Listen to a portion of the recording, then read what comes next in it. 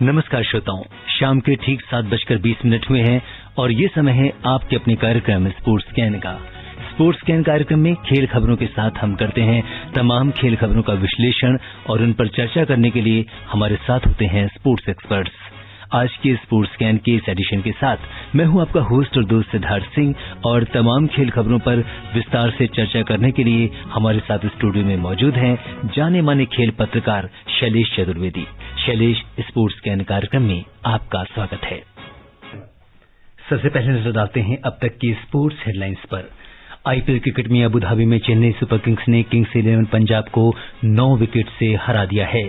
अब से कुछ देर बाद दुबई इंटरनेशनल स्टेडियम में कोलकाता नाइट राइडर्स का मुकाबला राजस्थान रॉयल्स से होगा।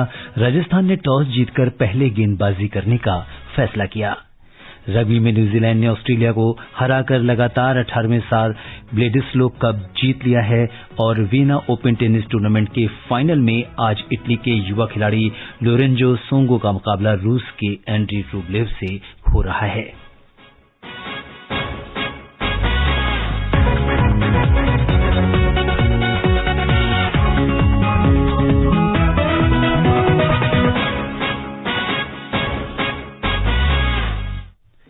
और सबसे पहले बात करते हैं आईपीएल की।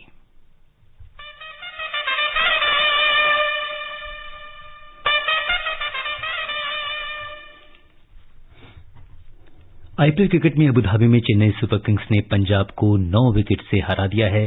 चेन्नई की ओर से ऋतुराज गायकवाड़ ने 49 गेंदों में नाबाद 62 रन की शानदार पारी खेली। उनका साथ निभाया फाफ डुप्लेसी ने, जिन्होंने 34 गेंदों में 48 रन बनाए। अंबाती रायडू ने 30 गेंदों में 30 रन बनाए और वो नाबाद रहे। चेन्नई ने 18 ओवर और 5 गेंदों में 1 विकेट के नुकसान पर 154 रन बनाकर मैच जीत लिया। इससे पहले पंजाब ने निर्धारित 20 ओवर में 6 विकेट पर 153 रन बनाए। पंजाब की ओर से केएल राहुल ने 29, मयंक अग्रवाल ने 26, क्रिस गेल ने 12, निकोलस पूरन ने 2, मनदीप सिंह ने 14, जेम्स नीशम ने 2 रन की पारी खेली। वहीं दूसरी ओर दीपक हुड्डा 30 गेंद में 62 रन बनाया उन्होंने और क्रिस जॉर्डन 5 गेंदों में 4 रन बनाकर नाबाद रहे। तो जिस तरह से शैलेश आज का ये मैच हुआ है, चेन्नई सुपर किंग्स जैसे कहें कि जिस तरह से वो रेस से बाहर होने के बाद जिस तरह का प्रदर्शन कर रही है वो वाकई में काबिल तारीफ है, लेकिन अब ये प्रदर्शन थोड़ा देर से हुआ। असल में आप एक चीज और देखें कि जब आप रेस से बाहर हो जाते हैं तो प्रेशर नहीं रहता जी, और जब प्रेशर नहीं रहता तो आप बहुत अलग तरह का गेम खेलने लगते हैं। और चेन्नई के बारे में ये कह सकते हैं कि जिस तरह की वो टीम थी और जिस तरह शुरुआत में उनको झटके मिले, सुरेश रैना चले गए, हरभजन सिंह नहीं थे, उसका डैन ब्रेवो लगातार इंजरी की वजह से बाहर रहे, तो उस वजह से कभी वो एक तरह से वो एक यूनिट की तरह से खेलते हुए दिखाई नहीं दिए। और जब तक ऐसा उनको लगा कि वो एक टीम कॉम्बिनेशन सही वो बना पा रहे हैं जिसके साथ वो जीत सकें, तब तक वो टूर्नामेंट से बाहर हो चुके थे। तो ये कह सकते हैं कि जो पूरा पीरियड था, कोरोना पीरियड, उसमें धोनी का भी आप देखिए, धोनी उस तरह के धोनी नहीं दिखाई दे रहे हैं। कीपिंग उनकी जरूर वैसी ही पैनी है जैसी वो थी, लेकिन बैटिंग में और या मैच फिटनेस के मामले में वो थोड़ा सा पीछे नजर आए। तो उस लिहाज से देखा जाए तो क्योंकि चेन्नई की टीम में काफी उम्र दराज खिलाड़ी है और उनको मैच फिटनेस के लिए समय लगता है, तो शायद वो टीम उस तरह से फिट दिखाई नहीं दी जो अगर नॉर्मल तरीके में, नॉर्मल हालात में, बिना कोरोना के अगर अप्रैल में ये टूर्नामेंट होता तब जिस तरह से ये टीम दिखाई देती, उस तरह की नहीं दिखाई दी। बिल्कुल। और आज जिस तरह से प्रदर्शन किया है ऋतुराज गायकवाड़ ने, 49 गेंदों में नाबाद 62 रन की पारी खेली है और एक कहीं न कहीं एक बहुत बड़ी भूमिका जीत में निभाई है। बिल्कुल। और आप यही जो हम लोग अभी बात कर रहे थे कि टीम कॉम्बिनेशन, शुरुआत में आपने जो टीम सेट की होती है वो आपको नहीं मिली, उसके बाद आपको मालूम नहीं कि अब विकल्प कौन होगा। तो ऋतुराज गायकवाड़ को लाने में थोड़ी देर की गई, उसके लिए आप दोषी नहीं ठहरा सकते टीम मैनेजमेंट को, क्योंकि अगर आपने किसी प्लेयर को उस तरह से खेलते हुए नहीं देखा है तो आप प्लेइंग 11 में सीधे सीधे उसको शामिल नहीं करेंगे। लेकिन ऋतुराज गायकवाड़ ने अब जो लास्ट के मैचेस में जिस तरह का परफॉर्म किया है, अब जब अगला आईपीएल होगा उसमें वो शायद वो ज्यादा की पोजीशन पे दिखाई देंगे, की प्लेयर की तरह दिखाई देंगे, क्योंकि अब अगले आईपीएल में बहुत ज्यादा महीने बाकी नहीं है। अगर सही समय पे आईपीएल होता है तो ऑलरेडी नवंबर में हम आ चुके हैं और आईपीएल आमतौर पे अप्रैल में होता है, तो ज्यादा महीने बाकी नहीं है। तो कम से से कम कुछ एक प्लेयर हैं, चाहे वो सैम करन हो, चाहे ऋतुराज गायकवाड़ हो, जिन्होंने ये दिखाया है कि अगला सीजन जब आएगा तो वो की प्लेयर होंगे। और खास तौर पे ऋतुराज गायकवाड़ जो प्लेइंग 11 का भी हिस्सा नहीं होते, अगर चेन्नई की वही टीम होती जिस टीम के साथ उन्होंने उम्मीद की थी कि वो उस टीम के साथ उतरेंगे, लेकिन यहाँ पे एक दूसरी टीम भी ज्यादा अहमियत वो है पंजाब। क्योंकि आप देखिए पंजाब के हारने से आज बहुत सारी टीमों को राहत मिल रही होगी, क्योंकि अगर किंग्स 11 पंजाब सिर्फ ये मैच जीत लेती तो वो प्लेऑफ में पहुंच सकती थी, लेकिन जिस तरह का प्रदर्शन उनका है, और इसके लिए वही दोषी हैं, क्योंकि ये पिच ऐसी नहीं थी, ये स्टेडियम ऐसा नहीं था जहां पे आप 170 180 से कम स्कोर बनाने के बाद जीतने की उम्मीद करें। तो स्कोर कम था, और उसके बाद जो जैसा आपने कहा ऋतुराज गायकवाड़ या फैफ डु प्लेसी, उन्होंने जिस तरह की बैटिंग की उसमें किसी तरह का चांस नहीं छोड़ा। तो एक तरह से कहा जाए कि किंग्स के जो समर्थक हैं उनके अलावा बाकी ज्यादातर समर्थक आज किंग्स पंजाब के हारने से खुश होंगे, क्योंकि इससे कई और टीमों का रास्ता खुल गया है। बिल्कुल, कई और टीमों का रास्ता खुल जाता है, और शायद यही आईपीएल का रोमांच है कि लास्ट मोमेंट तक कौन किस पायदान पर रहेगा ये पता नहीं चलता। और हम लोग जैसा कि बात कर रहे थे, देखिए एक बार फिर से टैली में पूरी तरह से बदलाव हो गया, कुछ टीमें ऊपर चली गई, कुछ टीमें नीचे चली आईं, और एक नया कॉम्बिनेशन सामने आ रहा है।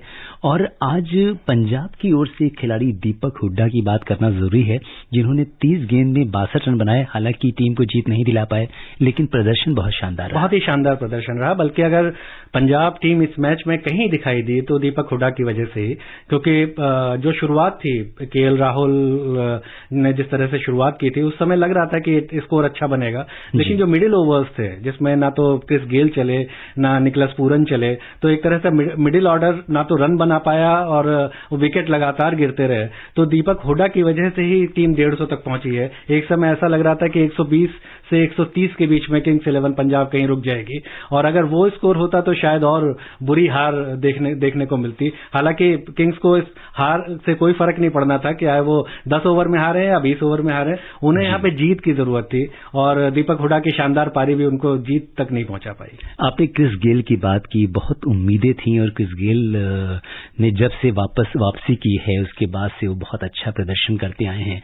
और अभी उस दिन भी उन्होंने रिकॉर्ड 2 दिन पहले तोड़ा कि जिस तरह से 1000 छक्के लगाने वाले वो दुनिया के पहले खिलाड़ी बने, और उम्मीद थी कि आज वो अपने इस 1000 छक्के वाले रिकॉर्ड को और आगे बढ़ाएंगे और कुछ नया करके दिखाएंगे। बिल्कुल, शायद वो उस तरह के पूरी, बल्कि किंग्स 11 पंजाब की टीम एक थोड़ा सा जो आपका एक डर होता है अंदर कि आप कहीं ऐसा ना हो कि कुछ गलत करें और उसका खामियाजा भुगतना पड़े। तो जब आप डर के साथ खेलते हैं तो आमतौर पे आप ज्यादा गलतियां करते हैं, और वही किंग्स 11 पंजाब में नजर आया। उसमें क्रिस गेल भी शामिल है, जिन लोगों ने उस तरह रुक कर और सावधानी के साथ, जरूरत से ज्यादा सावधानी दिखाने की कोशिश की। जब एक बार जो पावर प्ले के 6 ओवर थे वो खत्म हुए तो उनको लगा कि अभी विकेट नहीं खोने हैं, और उसी में वो विकेट खोते चले गए, लगातार रन रेट नीचे गिरता चला गया। और उसमें क्रिस गेल भी शामिल है। आज पहली बार होगा शायद जब वो उनका स्ट्राइक रेट 100 का भी नहीं था, और आज कोई छक्का भी नहीं था उसमें, बहुत छोटी सी पारी थी। लेकिन आज क्रिस गेल की इस टीम को सबसे ज्यादा जरूरत थी, और आज थोड़ा सा उन्होंने निराश किया।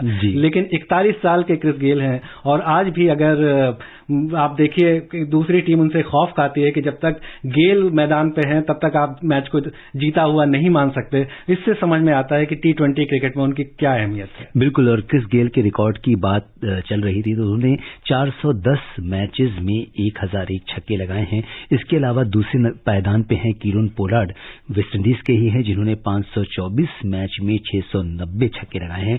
तीसरे पायदान पर ब्रेंडन मैकुलम हैं न्यूजीलैंड के, जिन्होंने 370 मैच में 485 छक्के लगाए हैं, जबकि शेन वॉटसन वो 5वें पायदान पर हैं, ऑस्ट्रेलिया के 343 मैच खेलकर 467 छक्के लगा चुके हैं। तो कहीं ना कहीं बिल्कुल आईपीएल में छक्कों का महत्व बहुत ही ज्यादा है, और कई बार जब आप रन रेट को बढ़ाना चाहते हैं और जब चेज करते हैं या आपको गति चाहिए तो उसमें इसकी अहम भूमिका है। बल्कि ऐसा लगता है कि सबसे इम्पोर्टेंट शॉट जो है क्रिकेट में, जो पहले एक समय आज से 20 साल पहले के अगर आप देखें तो आपको लगेगा कि कोई अगर 6 मारता है तो बहुत कमाल की बात है। आज बहुत ही रूटीन शॉट है, और बल्कि बल्ले इस तरह के हो गए हैं, कई जगह ग्राउंड इतने छोटे हो गए हैं कि आपका अगर गलत शॉट भी लगता है तो बाउंड्री के बाहर जाता है, और वो हर एक को समझ में आ गया है कि ग्राउंड से शॉट खेलना, जो पहले कोच सिखाया करते थे बच्चों को कि ग्राउंड से ही शॉट खेलना चाहिए, अब उल्टा हो गया है। जो T20 आने के बाद अब सिखाया जाता है कि आपको हवा में खेलना चाहिए, क्योंकि आपको सबसे ज्यादा फायदा वहीं होता है, और आप एक गेंद में 6 रन बनाने का मौका कभी नहीं छोड़ना चाहेंगे। जी। और अब से कुछ देर बाद दुबई इंटरनेशनल स्टेडियम में कोलकाता नाइट राइडर्स का मुकाबला राजस्थान रॉयल्स से होगा। राजस्थान ने टॉस जीतकर पहले गेंदबाजी करने का फैसला किया है। प्लेऑफ की रेस में बने रहने के लिहाज से दोनों टीमों के लिए ये मैच काफी अहम होगा। राजस्थान को पिछले दोनों मैच में जीत मिली है, वहीं दूसरी तरफ कोलकाता का सफर उतार चढ़ाव भरा रहा है। आइए सुनते हैं आज के इस मैच के बारे में हमारे सहयोगी रवि कपूर की ये रिपोर्ट। अब से कुछ देर बाद सभी क्रिकेट प्रेमियों की निगाहें आज कोलकाता नाइट राइडर्स और राजस्थान रॉयल्स की टीमों के बीच होने वाले मुकाबले पर होंगी। दोनों ही टीमों के 13 मैचों में 6 जीत के साथ 12 अंक हैं। वहीं दूसरी ओर राजस्थान नेट रन रेट के लिहाज से कोलकाता से आगे है। प्लेऑफ की रेस के लिए आज दोनों ही टीमों के लिए करो या मरो वाली स्थिति है और दोनों टीमों के खिलाड़ी कोई कसर छोड़ने को तैयार नहीं होंगे। ऐसे में देखना दिलचस्प होगा कि आज दुबई इंटरनेशनल स्टेडियम में कौन सी टीम अपना दमखम दिखा पाएगी। Ravi Kapoor, sports can. बिल्कुल, जिस तरह से स्थिति में बदलाव हुआ है, कोलकाता नाइट राइडर्स अब ये बॉटम पे आ चुकी है पॉइंट टेबल में। 13 मैचों में 6 जीत के साथ 12 अंक हैं इसके। तो किस तरीके से आप देख रहे हैं कि आज कितना मतलब कोलकाता नाइट राइडर्स के लिए आगे का मैच क्या रह गया है? इन दोनों में से जो ये मैच जीतेगा वही बचेगा। जाहिर है ये एक तरह से नॉकआउट मैच है, तो जो टीम यहाँ पे आज जीतेगी वही उसका ही चांस बचेगा। उसके बाद बाकी बहुत सारे समीकरण शामिल होंगे, क्योंकि आप अपने दम पे अब नहीं पहुंच सकते। आपको ये भी देखना पड़ेगा कि दूसरी टीमें अब क्या कर रही हैं, और आप उम्मीद करें जैसे अभी KKR और राजस्थान रॉयल्स दोनों बहुत खुश होंगे कि किंग्स 11 पंजाब हार गई है, क्योंकि किंग्स 11 पंजाब के हारने से उनका रास्ता थोड़ा सा बेहतर हो गया है। लेकिन अब दोनों टीमों को कम से कम ये मैच जीतना पड़ेगा, और कम से कम शुरुआती चीज अगर कहें, राजस्थान ने टॉस जीत के थोड़ी सी बढ़त ली है, क्योंकि पिछले कुछ दिनों में अगर आप देखिए IPL तो ओस बहुत ज्यादा पड़ती है, जो सेकंड इनिंग जब भी होती है, और जब ओस पड़ रही हो उस समय बॉलिंग करना आसान नहीं होता, खासतौर पे स्पिनर्स के लिए, और तब बैटिंग करना ज्यादा आसान हो जाता है। तो टॉस जीतना इस लिहाज से इंपॉर्टेंट है कि अगर ओस हुई तो उस समय आप बॉलिंग करते हुए दिखाई न दें, तो कम से कम पहला स्टेप, जो फर्स्ट स्टेप होता है किसी मैच का, टॉस, वो बहुत अहम है इस मैच के लिए। बिल्कुल, टॉस बहुत अहम है, और जैसा कि आपने बताया कि आज कोलकाता नाइट राइडर्स के लिए करो या मरो वाली स्थिति है। अगर वो मैच आज का हार जाती है तो उसका IPL का सफर अब तक का वो दोनों का सफर खत्म हो जाएगा। जो राजा है राजस्थान रॉयल्स हारे या कोलकाता नाइट राइडर्स हारे, जो टीम इस मैच में हारेगी उसका सफर यहीं खत्म हो जाएगा, और वो तीसरी टीम बन जाएगी चेन्नई सुपर किंग्स और किंग्स 11 पंजाब के बाद, जो IPL से बाहर हो जाएगी। तो अभी जो स्थिति है 8 टीमों में से मुंबई टॉप पे पहुंच गई है। वो तय है कि वो टॉप पर ही रहेगी, टॉप 2 में रहेगी कम से कम, और 2 टीमें बाहर हो चुकी हैं, किंग्स 11 पंजाब और चेन्नई सुपर किंग्स। अब जो मैच होना है उसमें जो टीम हारेगी वो तीसरी टीम हो जाएगी। तो जो बाकी 4 टीमें बचती हैं उनमें से 3 टीमें प्ले ऑफ के लिए खेलेंगी। बिल्कुल, अगर हम अंक तालिका पर एक नजर डालें तो मुंबई इंडियंस जो हैं उन्होंने 13 मैच खेले हैं, 9 में उन्होंने जीत हासिल की है और 18 अंकों के साथ वो शीर्ष पर हैं। दूसरे नंबर पर रॉयल चैलेंजर्स बैंगलोर हैं, जिन्होंने 13 मैचों में 7 जीत के साथ उनके 14 अंक हैं, और तीसरी टीम युवा टीम जो है वो दिल्ली कैपिटल्स है, 13 मैचों में 7 जीत के साथ 14 अंक हैं इनके। बिल्कुल, और दिल्ली कैपिटल्स कम से कम जिस सिचुएशन में है उसे वहां नहीं होना चाहिए था। जिस तरह की शुरुआत इस टीम ने की थी, आप देखिए सबसे शानदार तरीके से जो दो टीमें खेल रही थी, वो एक मुंबई थी और एक दिल्ली थी, लेकिन एक तरह से उसने अपना कोई रास्ता भटक गई है, जो रास्ते में आप किसी मंजिल की तरफ जब थी उन्होंने जिस तरह से शुरुआत की थी उसमें शायद पहली टीम होना चाहिए था उसको क्वालिफाई करने का।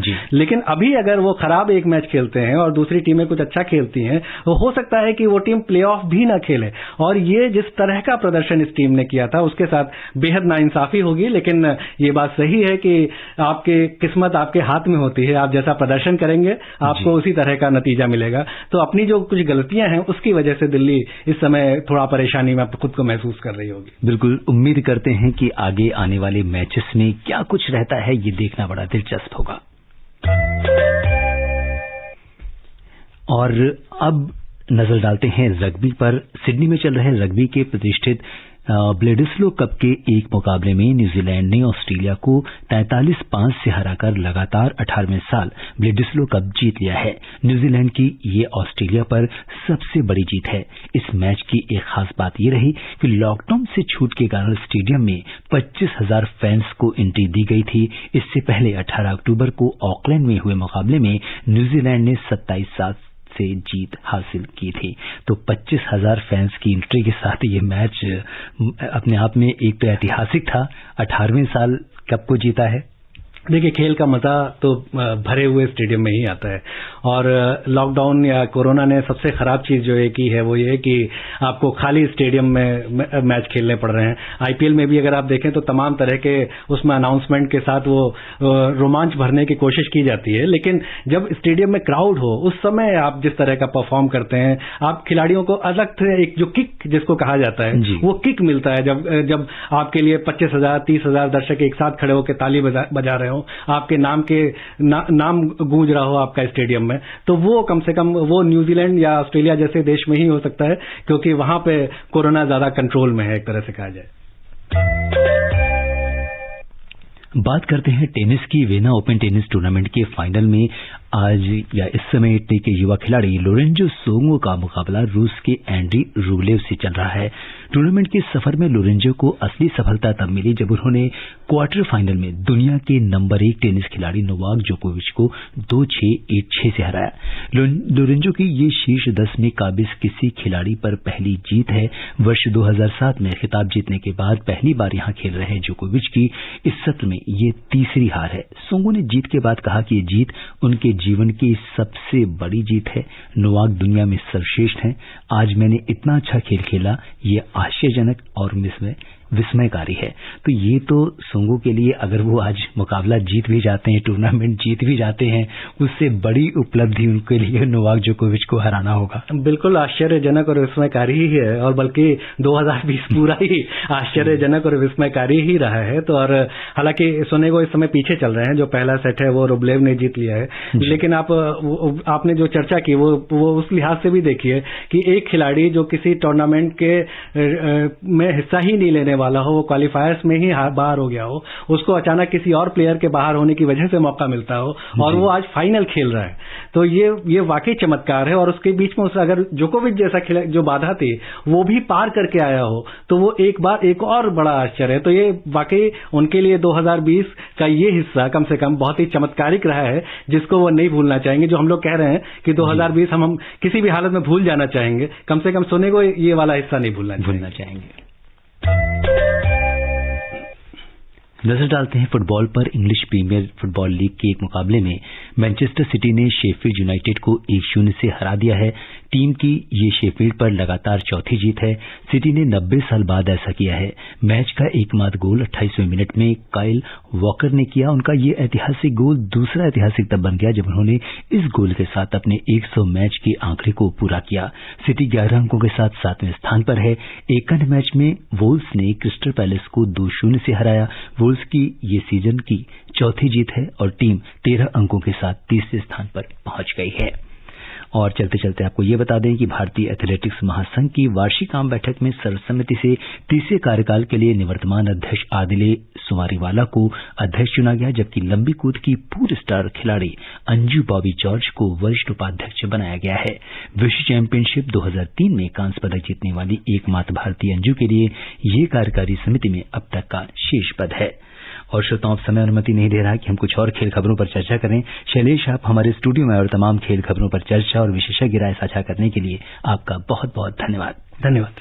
श्रोताओं, स्पोर्ट्स कैन में आज के लिए बस इतना ही। अगर आप इस कार्यक्रम को दोबारा सुनना चाहते हैं तो लॉग ऑन कर सकते हैं हमारी वेबसाइट newsonair.com पर। कल शाम 7:20 पर दोबारा मुलाकात के वायदे के साथ इजाजत दीजिए अपने होस्ट और दोस्त सिद्धार्थ सिंह को। तब तक के लिए नमस्कार।